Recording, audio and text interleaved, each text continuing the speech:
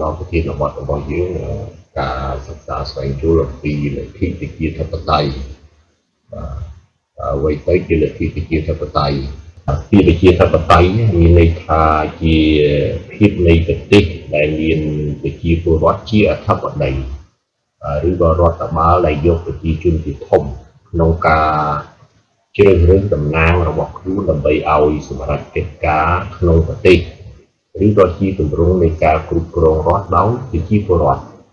គឺជាអត្ថន័យរបស់ពាក្យប្រជាធិបតេយ្យដៅទៅលើប្រទេសដែលយកប្រជាជនប្រជាពលរដ្ឋជាធំ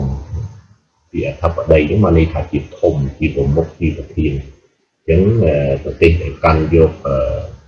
របបប្រជាធិបតេយ្យគឺប្រទេសហ្នឹងគឺឲ្យតម្លៃទៅលើប្រជាពលរដ្ឋចាត់ទុកប្រជាពលរដ្ឋជាធំលើកទេបើជាប្រមុខជាប្រធានមកធ្វើអីក៏ដោយក៏ឯកទៅលើឆន្ទៈរបស់ប្រជាពលរដ្ឋបើយើងមើលនៅក្នុងនេះគឺថា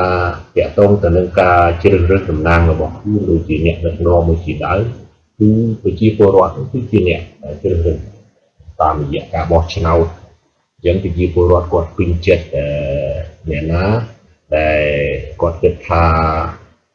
អាចជាអ្នកដឹកនាំដែលល្អអញ្ចឹងគឺគាត់បោះឆ្នោតជ្រើសរើសអ្នកนั้นធ្វើជាអ្នកដឹកនាំ